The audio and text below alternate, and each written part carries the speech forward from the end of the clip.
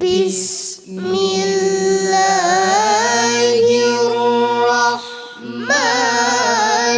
الرحيم.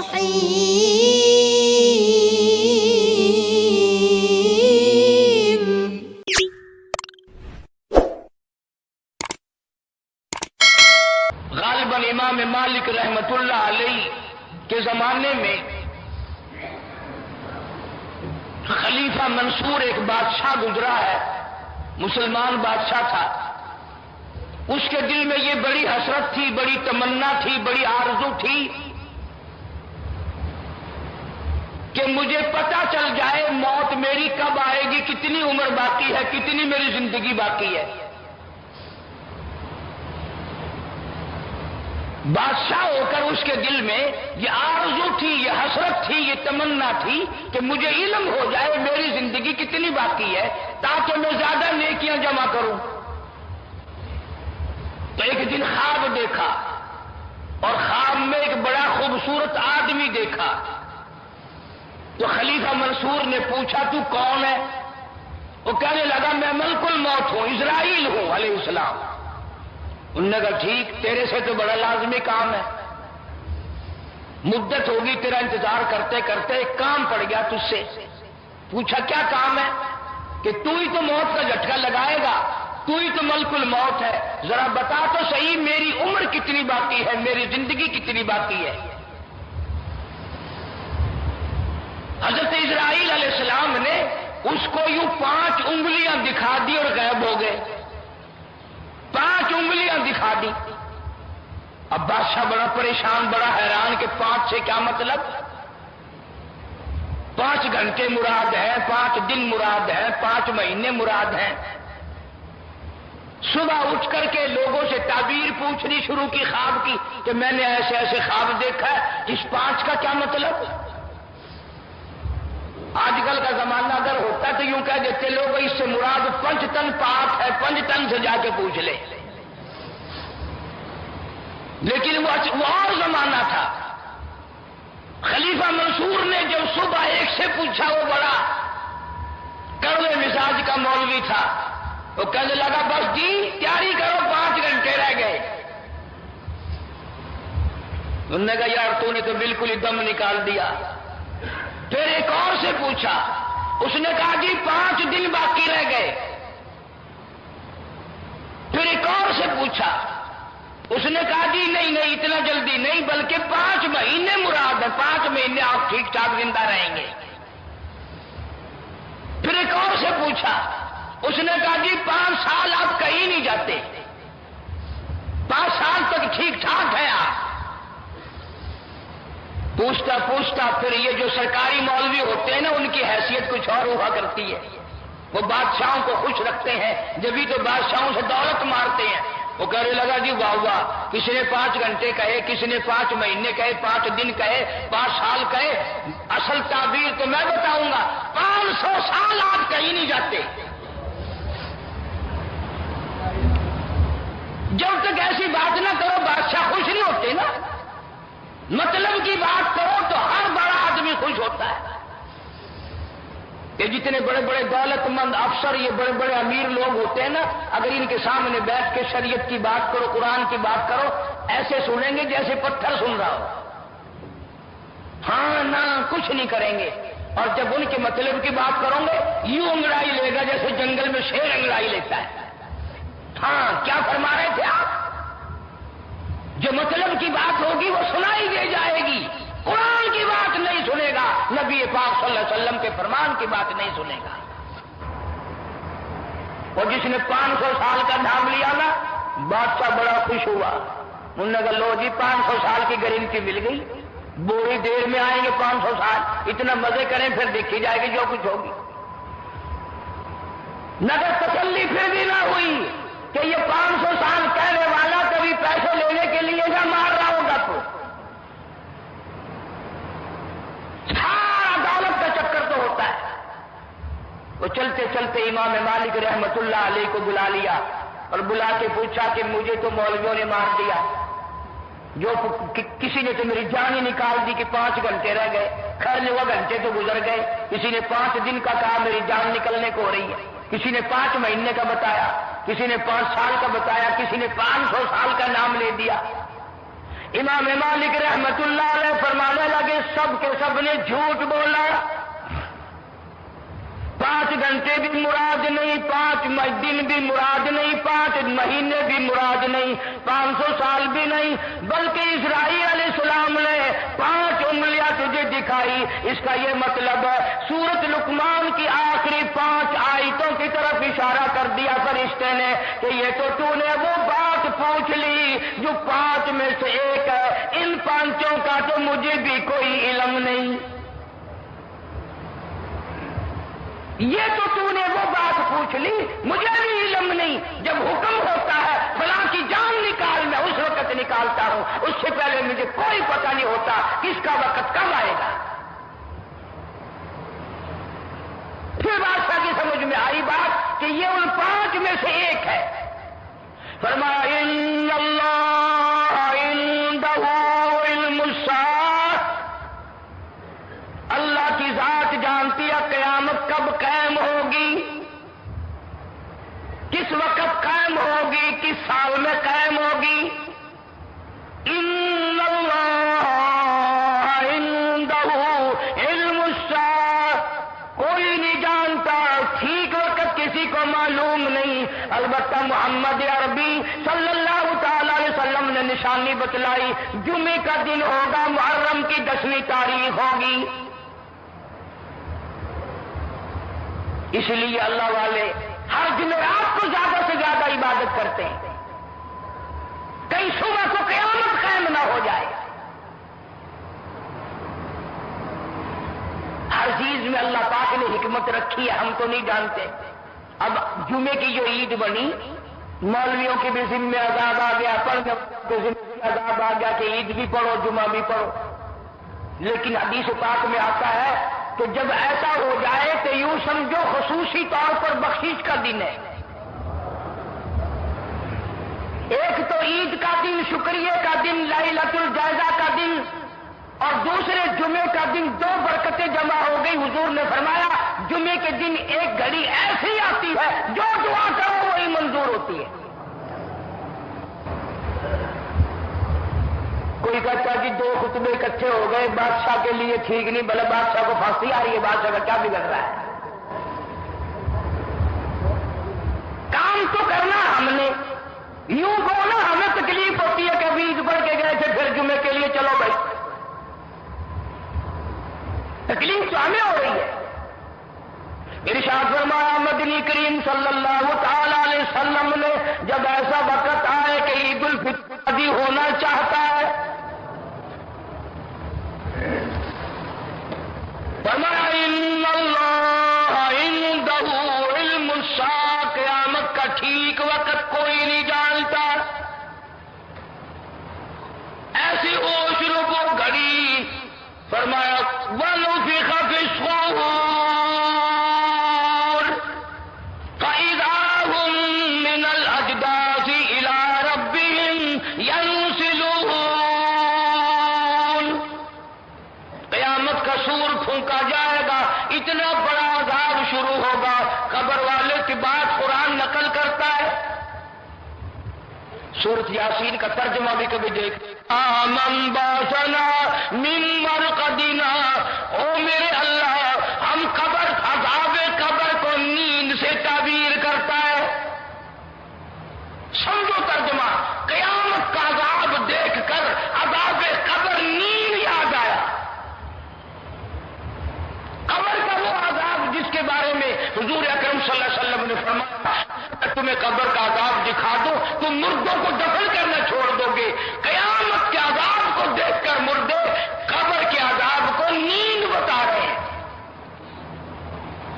قالوا یا ویلنا من باسنا من مرقدنا، ابھی ابھی ہم سو رہے تھے، کس نے ہم کو نیند سے جگا دیا، جواب ملے گا ھذا ما وعد الرحمن وصدق المرسلون، یہ وہی وعدہ آ گیا، وہی قیامت آ گئی جس کا تم سے نبیوں نے وعدہ کیا، جس کا قرآن میں تم سے وعدہ کیا گیا تھا۔ تو ان کوئی علم میں نہیں تھی.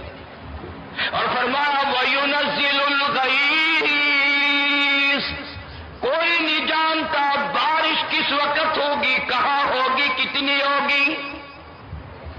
وَيَعْلَمُ مَا فِي الْأَرْحَامِ، کسی کو پتا نہیں عورت کے پیٹ میں لڑکا ہے کہ لڑکی ہے، کوئی نہیں جانتا. فرمایا وَمَا تَدْرِي نَفْسٌ مَاذَا تَكْسِبُ غَدًا، کسی کے علم میں نہیں کل کیا بنے گی، کل میری ساتھ کیا ہو جائے گا، کل کیا مصیبت پیش آئے گی، کل کیا اچھائی پیش آئے گی، کوئی نہیں جانتا. اگر یوں علم ہو تو ایکسیڈنٹ سے بچنے کے لیے اس راستے سے بندہ جاوے ہی نہ. اگر یوں علم ہو ملک چھوڑ کر چلا جائے، ادھر سے ادھر آدمی ہو جائے، کسی کو پتہ چل ہی نہیں سکتا. وما تدری نفس، ملک چھوڑ کر چلا جائے، ادھر سے ادھر آدمی ہو جائے، کسی کو پتہ چل ہی نہیں سکتا. وما تدری نفس ماذا تکسب غدا، کسی کے علم میں نہیں شام کو کیا ہوگا، صبح کیا ہوگا. فرمایا وما تدری نفس بأي أرض تموت، کوئی نہیں جانتا موت کس جگہ پہ آئے گی. کسے معلوم ہے سمندر میں آئے گی، خشکی میں آئے گی، ہوائی جہاز میں آئے گی، یا زمین پہ آئے گی، آپریشن روم میں موت آئے گی، یا تڑپ تڑپ کر سڑک پہ ایکسیڈنٹ میں موت آئے گی، یا بیوی بچوں کے سامنے تڑپ تڑپ کے مرنا پڑے گا، بنگلہ دیکھتے ہوئے موت آئے گی، یا کوٹھی کو دیکھتے ہوئے موت آئے گی، یا خداوند کریم کا قرآن دیکھتے ہوئے موت آئے گی، کلمہ پڑھتے ہوئے موت آئے گی، یا شراب پیتے ہوئے موت آئے گی. اللہ کی ذات جانتی ہے. فرمایا وما تدری نفس بأي أرض تموت، اسی لیے حکم ہے کہ چلتے پھرتے اٹھتے بیٹھتے لا الہ الا اللہ محمد الرسول اللہ کی عادت بناؤ، مزاج بناؤ، طبیعت بناؤ، تاکہ دم نکلتے وقت بغیر سوچے منہ سے کلمہ نکل جائے. جو فرمایا من قال لا الہ الا اللہ دخل الجنہ او کما قال النبی صلی اللہ علیہ وسلم. حضور نے فرمایا جس آدمی کا آخری لفظ دنیا میں لا الہ الا اللہ محمد رسول اللہ ہو، حضور فرماتے میں ضامن ہوں وہ جنت میں جائے گا. تب بد نصیب لوگ ہم ہیں، گالیاں منہ سے نکلتے ہوئے موت آ رہی ہیں، گیت گاتے ہوئے موت آ رہی ہے، پتہ نہیں دنیا کی کیا کیا گپیں کرتے ہوئے موت آ رہی ہے، بے ہوشی میں موت آ رہی ہے، کلمہ نصیب نہیں. فرمایا ان اللہ علیم خبیر، ان ساری چیزوں کے جاننے والا میں ہوں، میرے سوا کوئی نہیں. کیوں؟ اس لیے قیامت کے دن بھی میرا اعلان ہوگا لمن الملک اليوم، ہے کوئی بادشاہ آج دم مارنے والا؟ کون حکمراں ہے؟ آؤ سامنے بادشاہ کہاں گئے؟ فرمایا للہ الواحد القہار، میں خدا کی بادشاہت ہے، قیامت میں بھی بعد میں بھی پہلے بھی میری بادشاہ چلتی ہے. قرآن کریم کی ہر آیت میں ہزاروں حکمتیں ہیں، ہزاروں مسئلے ہیں، ہزاروں اللہ پاک نے اس میں اسرار رکھے ہیں. ہم سمجھنے کی کوشش نہیں کرتے. قرآن کا ترجمہ تو کیا سمجھیں گے، ہم پڑھنے کی کوشش نہیں کرتے. رمضان المبارک میں جن حافظوں نے قرآن سنایا، سنا، پڑھا، دور کیا، عید کے بعد منزل کی چھٹی کر جاتے ہیں. قرآن دیکھنا نصیب نہیں ہوتا سارے سال. یہ بھی اللہ کا عذاب ہے. بڑا بد نصیب ہے وہ آدمی کہ جب موت آئے تو قرآن چھوڑ کر مرے، جب موت آئے تو وہ قرآن والا بن کے نہ مرے. فرمایا وَمَنْ أَعْرَضَ عَنْ ذِكْرِي فَإِنَّ لَهُ مَعِيشَةً ضَنْكًا، جس نے قرآن پڑھ کر بھلا دیا، جس نے قرآن پڑھ کر قرآن کو چھوڑ دیا، اللہ کہتا فَإِنَّ لَهُ مَعِيشَةً ضَنْكًا، میں اس کی دنیائی زندگی کو تلخ بنا دوں گا. دنیا کی زندگی کڑوی ہو جائے گی، دنیا میں کوئی مزہ نہیں آئے گا.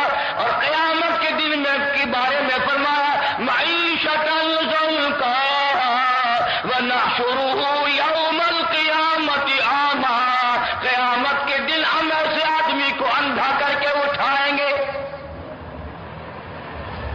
عادت ہے نا، رمضان میں نازل پڑھنے والے بھی پڑھتے ہیں، عید پڑھنے والے بھی پڑھتے ہیں، جس کو 2-4 صورتیں یاد ہیں وہ بھی پڑھتے ہیں، اور عید کے بعد پھر قرآن کو چھوڑ دیتے ہیں، نماز کو چھوڑ دیتے ہیں۔ تو اللہ نے فرمایا اصل تو میں اس کی دنیاوی زندگی کو تلخ بنا دوں گا، ورنہ قیامت میں اسے اندھا کر کے اٹھاؤں گا۔ پھر فرمایا قیامت میں وہ روے گا، پچھتاوے گا، ٹھوکریں کھائے گا، ٹکرے کھائے گا، اور کہے گا قال رب لم حشرتنی اعمی وقد كنت بصيرا، الہی میں دنیا میں دیکھنے والا تھا، آج یہ ٹھوکریں کیسی، آج یہ ٹکریں کیسی، آج یہ پریشانیاں کیسی۔ آواز آئے گی قال كذلك اتتك آیاتنا فنسیتها، تجھے یاد ہوگا میرا قرآن تیرے پاس آیا، میرا قرآن تیرے گھر میں رکھا رہا، میرا قرآن تیری چارپائی کے پاس تھا، میرا قرآن تیرے کمرے میں تھا، فنسیتها، تو نے میرے قرآن کو بھلایا، میرے قرآن کو ٹھکرایا، وکذالک الیوم تنسیٰ، آج میں نے تجھے بھلا دیا۔ اس وقت تو نے میرے قرآن کی پرواہ نہ کی، آج مجھے تیری پرواہ نہیں۔ اس لیے جتنا ہو سکے ایک پائیا کیوں نہ ہو، ایک رکوع کیوں نہ ہو، جو قرآن نہ کرے یہی پڑھنا جانتا ہے وہ قرآن کا دیدار روزانہ کیا کرے۔ حدیث پاک میں ارشاد ہے، حضور اکرم صلی اللہ علیہ وسلم نے فرمایا جیسے زمین والوں کو چاند سورج نظر آتے ہیں، آسمان والوں کو وہ گھر وہ جگہ جہاں قرآن کی تلاوت کی جاتی ہے یوں ہی نظر آتے ہیں جیسے آسمان زمین والوں کو سورج چاند نظر آتے ہیں، آسمان والوں کو وہ گھر چاند سورج کی طرح نظر آتا ہے۔ عورتوں کی عادت بھی یہی بن گئی کہ رمضان آیا تو ذرا اچھی تلاوت کر لی، اور عید گئی تو پھر قرآن کی بھی چھٹی، تو لہذا قرآن کو چھوڑنے والے ہو کے نہ مرو، بے نماز بن کے نہ مرو۔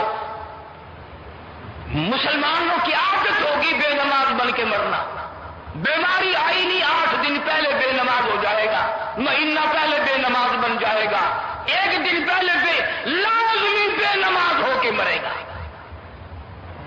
اور خاتمے کا اعتبار ہے، ساری زندگی کی نیکیاں ختم ہو جاتی ہیں اگر مرتے وقت آدمی نماز کو چھوڑ کے مر جائے۔ مولانا محمد یوسف صاحب سب کا جو رحمت اللہ علیہ تبلیغی جماعت کے امیر، شیخ الحدیث مولانا محمد زکریا صاحب رحمت اللہ علیہ کے داماد تھے۔ شیخ الحدیث صاحب نے خود لکھا ہے کہ میری بیٹی تھی اور مولانا محمد یوسف صاحب رحمت اللہ علیہ کی گھر والی تھی، اتنی بیمار لیٹے لیٹے سر کے اشارے سے نماز پڑھ رہی تھی، رکوع کا اشارہ کیا تو زندہ تھی، تھوڑا سا زیادہ اشارہ سجدے کا کیا اسی میں جان نکل گئی،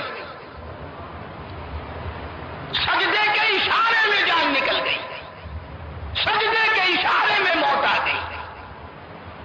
کیا خوش نصیب ہیں وہ لوگ جن کی موت سجدے میں آ جائے، کتنا خوش نصیب ہے وہ آدمی جس کی موت قرآن پڑھتے ہوئے درود پاک پڑھتے ہوئے موت آ جائے۔ جب یہ فکر ہوگا، جب یہ طبیعت میں لگن ہوگی تو استغفار کی عادت ڈالو، درود پاک کی عادت ڈالو، کلمہ طیبہ کا ورد کرو، چلتے پھرتے اٹھتے بیٹھتے، ایک تو نیکیاں بڑھیں گی، اعمال بڑھیں گے، اور ایک مرتے وقت کلمہ نصیب ہو جائے گا۔ اللہ تعالی ہم سب کو آخری وقت میں کامیاب فرمائے اور ایمان کے ساتھ ہم سب کا خاتمہ بالخیر فرمائے۔ وآخر دعوانا ان الحمدللہ رب العالمین۔